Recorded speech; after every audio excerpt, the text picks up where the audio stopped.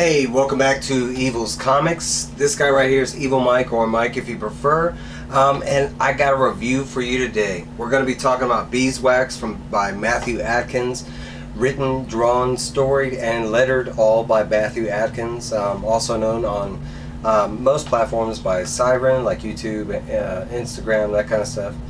Before we get started on this review, please like, comment, subscribe on this guy's channel. I am trying to, hit 1K eventually. I'm slowly getting there with the help of you out there. All the likes and comments, all that stuff's helped my channel. It lets me know what reviews, are good, what videos are good. The algorithm. All right. I don't keep a schedule, so you might want to hit that bell if you want to stay in tuned when I do drop videos, because I don't have a schedule. I kind of drop them when I get done with them. So a lot of y'all know I've taken a break from reviews, and honestly it was just pretty much to get done with Heroes Con. I had to save up, and then plus the time invested. That was kind of the break, so I'm going to slowly get back into reviews, and this was actually one of the first reviews I wanted to do coming right out of Heroes Con. I met up with Matthew Adkins. I got his book. I told him I wanted to review. I needed a book to review on my channel. I wanted something out of the ordinary. And a lot of people are talking about Beeswax. Now, this is an independent book, but supposedly you can get it a lot of different places. I don't know if this works, but this is a scan code, I think, where you can get it. If you pause the screen, you can find it, kind of thing. I'll try and link his Instagram stuff down below. I'm kind of bad about that, but I'll try. But getting to talk with Matthew and stuff like that, he was really nervous about me reviewing the book and stuff, but he wanted me to be honest, and that's kind of who I am. I only do reviews of books I either really like, or I really didn't like them on a surprising level, kind of thing. So I read Beeswax, and here we go. So we are starting out with this guy, and I don't know if we ever get a first name with him. It starts out in Jazz City.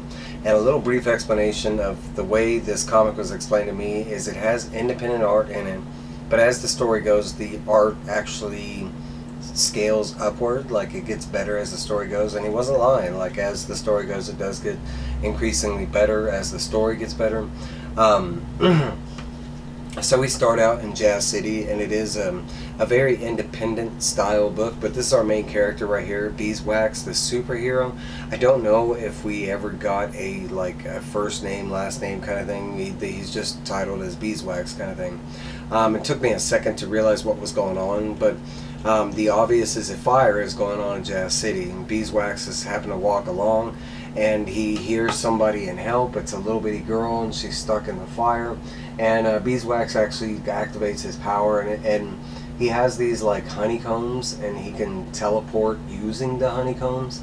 Is kind of what I'm getting from the comic. But basically, like wherever he puts the honeycomb, he can teleport, and he does save and rescue the little girl. You can see all the town, Jazz City celebrate kind of thing. Then we kind of get to like our main, like what the book is about kind of thing. We get Beeswax, and he heads to the hospital to check on the little girl that was hurt in the fire. Even though he did save her, yes, she got hurt, she was burned and stuff like that. So he goes to the hospital. The little girl has painted two different pictures for Beeswax, and you can see these little bees, and they are characters. They follow Beeswax around. They also help him. But they actually go and retrieve the photos from the little girl. You can see him doing it right here. She just mentions the first photograph second, and then explains the second photograph. But the first photograph is because he saved, Beeswax saved her, and it's like an homage to that moment kind of thing. And Beeswax like, wow, you're a talented artist. And the second picture is a picture of a black chalice. You can kind of see it right there. I gotta tilt it, but the chalice is like inside the picture right there. And that is kind of where it leads Beeswax to his the kind of the mystery that's within this book. He realizes, seeing the chalice, that something stirs in his recollection. He doesn't remember exactly what. After making it back to his I think it's called the apiary, but basically his beehive. He makes it back to the beehive. He stores away the pictures for safekeeping in the honeycomb kind of thing. And then he starts like reflecting on the chalice. His mind can't get away from it.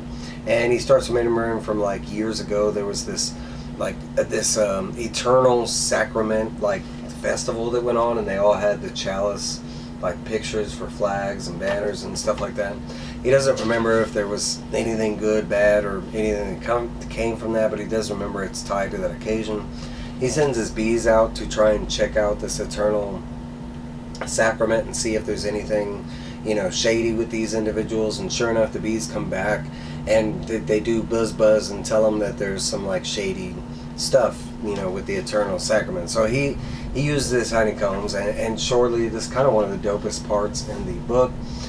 We get all these Easter eggs, like he teleports and he just goes to random places. You can see Plank in the first picture.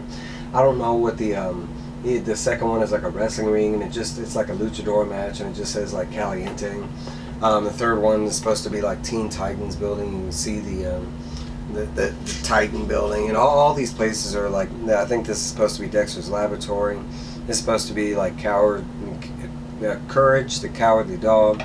But it's a whole bunch of like Easter eggs because he's flipping through different places in the world where these bees are supposed to like have this secret, you know, found this information about this group. They don't really lead him to the right place, but they eventually do lead him to this cave over here, this mine. He goes down here and he does find like a artifact or this item that's down here. He's not sure what it is, but it is like reacting when he goes down there. The second he touches it, and this is kind of one of the more confusing parts, he gets like, I thought he was like, you know, taken over by the artifact, but he's in fact gifted kind of like a vision of the past, and he sees this miner get stuck in this mine. As soon as he comes back from touching the artifact, like all of a sudden the artifact breaks and it releases the miner that was stuck in that past event. His name is Black Damp. I instantly assumed this guy was a bad guy, like, oh shit, he just released a bad guy, but we quickly find out that Black Damp is just a miner that was mining for this company, got stuck in this shaft or whatever. His name is just like a villain name, but he's not a villain, you know, kind of thing. Like this guy right here, evil, you know. Okay, so eventually you know, Beeswax is all weirded out on why this guy is here, why the bees led him, why his flower led him, because the flower is a part of it too, but it's kind of briefly touched on, so I didn't go into that. But the flower does play some part to Beeswax's knowledge, like he's kind of following the flower, and the flower just talked to him. But supposedly he's all weirded out because he doesn't understand why, you know, the bees and the flower led him to the shaft to find this miner, because nothing sinister is coming up. But they quickly find out that somehow this miner is tied to this eternal. He's been working for this eternal sacrament. They used to be called something else. The Astral Nexus Global Enterprise Limited, which for short is Angel. Kind of sounds like they're connected, kind of thing. And then he briefly starts mentioning all the places that he worked for this company, and supposedly it's like that's where Beeswax was from. He mentions, and I'm probably going to mispronounce this, Sinop, S-I-N-O-P. I'll put it here with editing magic, if I can remember. But he mentions Turkey, a couple other places that this guy worked. When he mentions Sinop and then Turkey, Beeswax is like, wait a minute, that's part of my origin, and like, how do you know that? And there's some special bees there, and if, you know, the wrong stuff, you know, if the wrong people get a hold of these bees, it could be disastrous for the world, kind of thing. And basically in the next page we get this rumble, black screen, and I'm assuming like something caused the cave-in, you know, in the shaft they were in before they got to get going. But that is the end of the first issue. At the very end we get these questions of different people that have asked Matt stuff, and some of the questions vary, like, you know, who your favorite artist, where you get your inspiration from, style of drawing do you use, what do you use when drawing, inking, coloring, you know, that kind of stuff. The very back page has a bees facts, and it's all about, like, you know, why Matt made the book, why comics are important to Matt, that kind of stuff. And he even he talks about a certain person that's very important to him named Aaron, kind of thing, his cousin. But very, very, very last page actually has one of my favorite quotes of all time from Mr. Rogers, of all places. But and I'm going to read this quote because I love this. You always make each day a special day. You know how. By just your being you. There's only one person in the whole world that's like you, and that's you. And people can like you just the way you are. I always loved that quote as a kid. I thought it was, you know, really impactful and powerful, and I think it has a lot to play in with the book. Okay, so my honest review was, I was actually blown away. I thought it was going to be, you know, I thought I was going to get the shit on the book here. No, this book was fantastic. I want to say the first couple pages, after I was getting used to like what was going on, like I said in the very beginning, there is a basic style of art, so I was more like trying to figure out what was going on within the art versus like what was going on with the story. The story, pretty straightforward and very well written. You know, I mean, it's easy to pick up that kind of stuff. The lettering was really good. It's easy to read everything, especially when you get indie books. It can go either way. You know, sometimes they do all cursive and it's hard to read. But everything, all the art, the lettering, the story was fantastic. I'm really excited to read the second issue, which I will be reviewing here.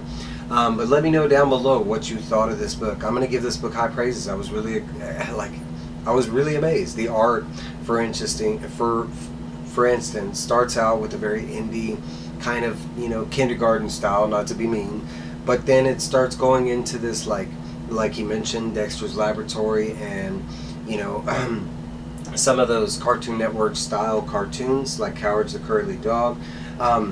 You can kind of get that feeling there too, like those Easter eggs. It was instant that I knew what those Easter eggs were from. Even like, I mean, Courage the Cowardly Dog. I mean, Courage the Cowardly Dog.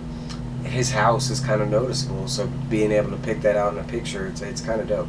But the story actually is kind of the most fantastic thing, because once you get into the whole mystery thing and he's trying to figure out why these bees brought him this way, I like how the bees were all kind of messing up or messing around with them. But guys, that is my review. Let me know down below if you know about this book, and I will get you later.